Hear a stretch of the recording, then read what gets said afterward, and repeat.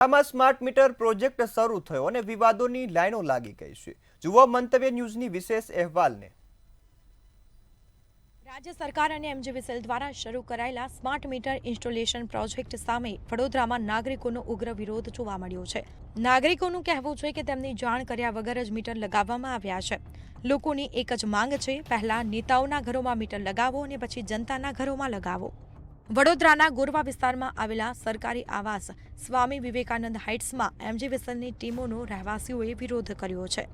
રહેવાસીઓના દાવા મુજબ તેમને કોઈપણ જાણ કર્યા વિના મીટર લગાવવામાં આવ્યા અને વિરોધ કરનાર લોકોને 10,000 રૂપિયા દંડની ધમકીની ઘટના બની છે। આમાં નાગરિકના ત્યાંથી અને એ પણ આવાસ યોજનામાંથી કેમ તમે લોકોએ ચાલુ કર્યું છે? પહેલી જ વસ્તુ તમે ધારાસભ્યના ત્યાં, કોર્પોરેટરના ત્યાં, ગવર્મેન્ટ ઓફિસમાં પહેલા ચાલુ કરો ને સ્માર્ટ મીટર, અને તમે રીડ કરો, પછી તમે બધી પબ્લિકના માથે થોભો। 15 દિવસમાં ડબલ એનો બિલ આવી ગયું અને પૈસા પાણીમાં ગયા। હવે સામાન્ય નાગરિક જશે ક્યાં?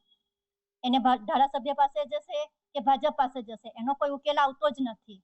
હવે જવું તો કોઈ બીજી પાર્ટી પાસે જવું હોય તો તેની બી અમને જવાબ આપે તો અમે પછી એ પાર્ટી પાસે જઈએ। પ્રીપેડ સ્માર્ટ મીટર પર સૌથી વધુ પ્રશ્નો છે કે તેના ખર્ચ અને વપરાશ બાબતે।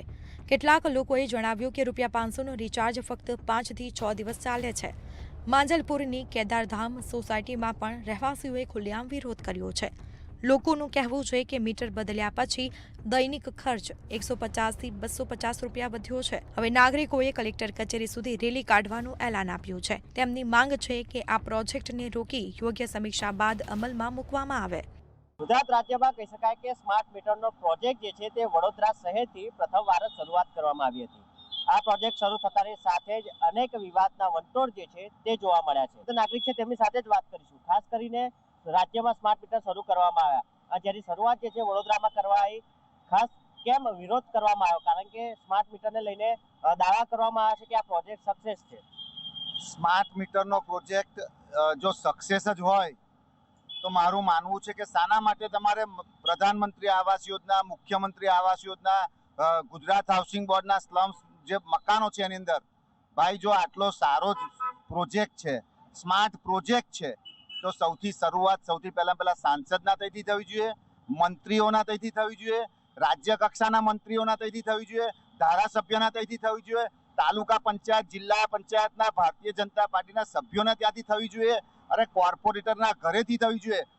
લોકોનું જીવન જીવવાનું મુશ્કેલ પડ્યું છે। ખાસ કરીને સ્માર્ટ મીટર લગાવવામાં આવે છે, કઈ રીતનું બિલ આવ્યું છે? કારણ કે જે પહેલા બિલ આવતું હતું અને સ્માર્ટ મીટર બાદ કઈ રીતના બિલમાં ડિફરન્સ જોવા મળી રહ્યો છે? પહેલા 2 મહિને 1000 થી 1500 રૂપિયા લાઇટ બિલ આવી રહ્યું હતું।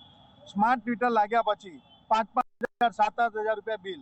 આ તો કાળો ભ્રષ્ટાચાર જેવું થયું કે જ્યાં લગીન સાદા મીટર હતા ત્યાં લગીન લોકલ બિલ આવી રહ્યા હતા। હવે તો સ્માર્ટ મીટર આવ્યા ત્યારથી આપણે એવું કે 7,000, 8,000 રૂપિયા। તો ભાઈ અમે 500 રૂપિયા કમાવા વાળા છે, 15,000 રૂપિયા પગાર છે, 15,000ના પગારમાં ઘર ભાડું કાઢવાનું, છોકરાને ભણાવવાના, જમવાનું કરવું કે એમને લાઇટ બિલ ભરવા। તો આ તો અમારો સખત વિરોધ છે। અમારે સ્માર્ટ મીટર નથી જોતા, અમારે જે જૂના મીટર હતા એ જૂના મીટર અમને પાછા આપો। તમામ લોકોની અત્યારે એક જ માંગ છે કે સ્માર્ટ મીટર કોઈને પણ જોતા નથી, જૂના મીટર જે છે તે જ લગાવવામાં આવે, કે સ્માર્ટ મીટરનો પ્રોજેક્ટ જે છે તે રદ કરવો જોઈએ, અને વડોદરા શહેર સહિત રાજ્યમાં પણ આ સ્માર્ટ મીટર ન લગાવવા જોઈએ। કારણ કે સ્માર્ટ મીટરના કારણે સ્થાનિક નાગરિકો, સામાન્ય નાગરિક હોય તેઓને બમણું બિલ જે છે તે ચૂકવવાનો વારો આવ્યો છે।